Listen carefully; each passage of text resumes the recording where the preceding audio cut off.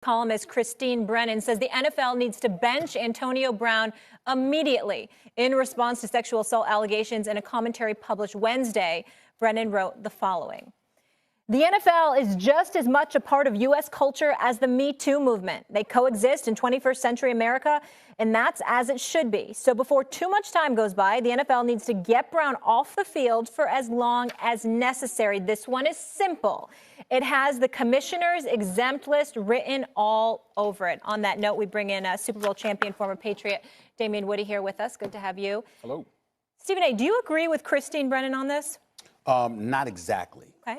And just so you know, she's, I've known Christine for years, and I think she's absolutely phenomenal. Yeah. I've known her for many years, interviewed her on many occasions. She's one of the matriarchs of this business. She's a very, very special lady. I just somewhat disagree with her only in this sense. I think it's important for the league to meet with Ms. Brittany Taylor first.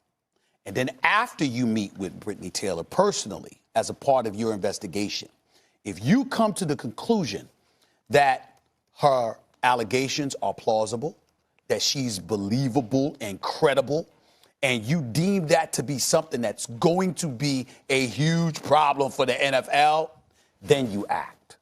I don't think it's right just to act right now based on, okay, this allegation has come out about Antonio Brown. You got to go, because that's setting the stage for a whole bunch of people out there to just suffer at the hands of a mere accusation. I will remind everybody that there's a gentleman by the name of Reuben Foster who's on the San Francisco 49ers. The woman accused him of some act of violence. I don't have the article in front of me. Please forgive me. She ultimately recanted her statement in court and said, I lied because I was upset because he broke up with me. We talked about it right here on this show. I'm saying let's not act like that's not possible. I'm not talking about Antonio Brown. I'm just talking about in general. We can't automatically assume that an accusation is fact, because that is not true. It's not fact. It's an allegation. It warrants an investigation. True. But without speaking to her directly, I think it would be premature for the NFL just to bench him based on her accusation without talking to her first. Now, next week when they see her, if you decide after meeting with her, that's different, but not before. I agree with her on this. I don't know if I agree for exactly the reasons she states, but I do agree. If the point is, because she mentions what the Me Too movement has shown is we should believe women, and sure, but if it remains an accusation, the accusation alone should not put someone on the commissioner's exempt list. But then she later wrote, and this is the part I agree with, and it would be nice to be able to get that clarification from her if, in fact, this is the point, because I believe it is. I'm trying not to give in to the Twitter mob, right? Like, you don't want to just all the outrage, and so you violate principle, because it's easy then to always be outraged and always violate the principle of a burden of proof and an accusation not being enough.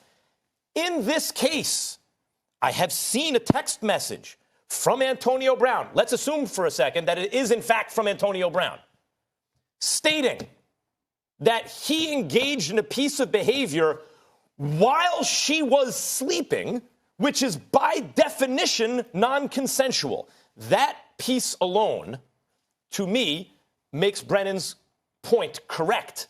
Without it, I'm not sure. But with it, I don't see a way around the reasoning, really, that this is what's the commissioner's exempt list for. It's for without the full due process, without the full process playing out, the commissioner could say this is bad for our league.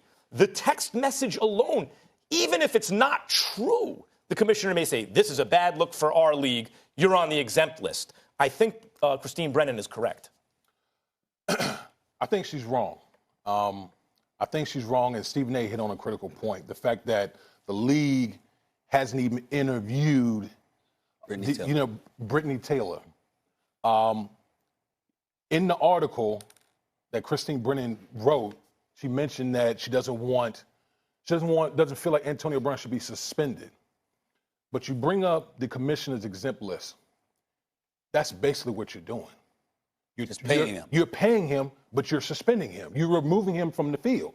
Okay, you ask any player, whether it be football, it doesn't matter the sport.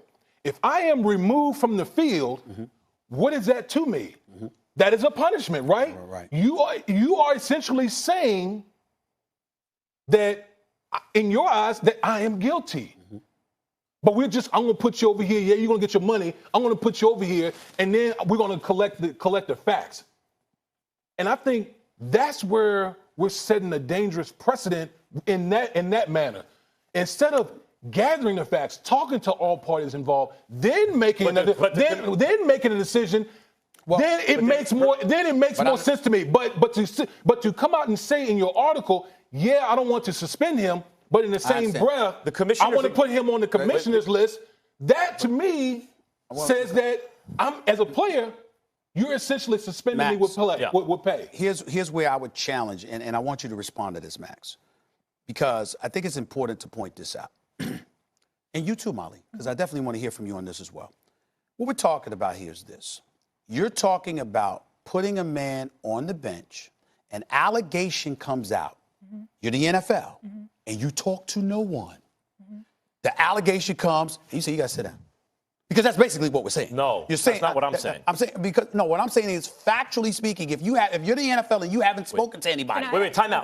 Time out. And then yes, if that were just the case, I would agree with both of you. What I'm saying is the commissioner's exempt list is if the optics get bad for the NFL for good reason. So, for example, once Antonio Brown sends that text, if it's established that, in fact, that is his text that he sent to her, what he stated, if untrue, he pays a stupid tax. We've all paid stupid taxes, whether it's, you had a parking pass and you paid again to park, right? We all pay, and you think, that was $20, that was a stupid tax I just paid. At best, you put that in a text and lie about doing that to someone. Yeah, but you still have to talk to somebody. To find out about the tax. But what I'm saying you got to talk to somebody. At worst, it's true, and that is non-consensual. Here would be my one question: is reading the full civil lawsuit in that non-consensual, and that's in the text, and we have that fact. We also have the comment where he said, I felt like a rapist. Isn't that enough to be on the commissioner? That's where I'm going. Here's the unfortunate timing, though. So Brittany Taylor happens to be getting married this weekend. I wish they could have spoken with her this week. We didn't have to wait till next week before the game. Hold on, Molly. Here's the deal. You still have to find out. What if he sits there, and I'm not implying that this is true at all. But what if he were to say, that wasn't me. Well, my text. I don't know what the hell she's talking about. In other words, what I'm saying is you have to talk to somebody. I'm only attacking the premise of the NFL making a decision without talking to anybody. That is a bad precedent to set. And oh, by the way, clearly, there have been many situations. Women have been victimized. They've been villainized. Listen, man, I'm a father of 2 daughters. I've got 8 nieces. I've got 4 older sisters. Trust you me, I get it. I totally understand. And you have a situation where the vast majority of women who find themselves in these situations they have been victimized. No question about it. But we also have rarity. I think the number is 85% to 15%, where 85% of the time women are victims, and the other 15%, that's not the case, according to the statistical information that's been out there. Knowing that, to sit up there and to have a presumption of guilt to the point where you don't even feel the need to talk to anybody is basically saying, all right, 15% of y'all are just going to have to suffer. It's not, no matter what. I agree. Because, again, Max, listen. You can, for me, the way I look at it is you can dress it up any way you want, and you can say, well, I'm going to put you on the commissioner's list, the exempt list, but you're still suspending him. No, he's getting paid, though. But he's suspended. You're taking him off the field. Okay? If you ask any player, listen, everyone loves money. Everyone loves the money, loves getting paid and all those type of things. But if you take the one thing that guys love to do the most, and you remove them from that? Well, he was just ready to quit. So remember, he wasn't even going to play over a helmet. So how much that has nothing to do with it. I'm just saying, how much do we know It's two different situations. First of all, there's something, this is interesting. I find it interesting that you say that because to my way of thinking, and obviously I never had the shoulder pads on, football players, that's a full contact sport. Like the way fans look at that is, you're getting paid to not play football? You would think a lot of football players would sign up. I could, take this year off, still get paid. You would think a lot of guys would sign up for that. It doesn't feel like a punishment to the extent that you're describing. That's embarrassing. It's embarrassing to players that I'm being taken removed from the field. Yes, I'm getting paid, but I'm being removed from the field, and you didn't even interview. You didn't right. You interview. gotta talk You to didn't talk to somebody. You gotta anyone. talk to somebody. Nobody. You gotta talk I'm to not somebody. saying that. I'm not saying that. Don't I'm put not him on saying the that. commission list. I think not that's saying a that. fair point. I'm not saying Gotta that. talk to somebody. I'm not saying that if the league interviews Brittany Taylor, and then after the interview, Sure. the league comes to the conclusion like, what she said is, look, we've looked her in the eye, we've heard her testimony. What she said is credible. What I'm saying is this. All I'm saying is this.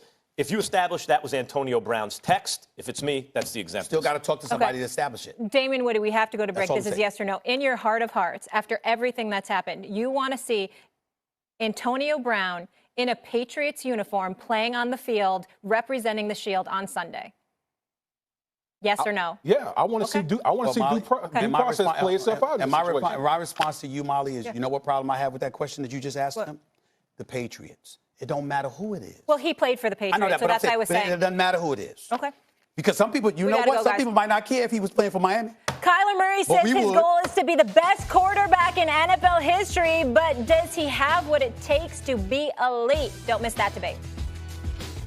Dak Prescott sure looks like he deserves top quarterback money, but is his offense the real key to Dallas's success?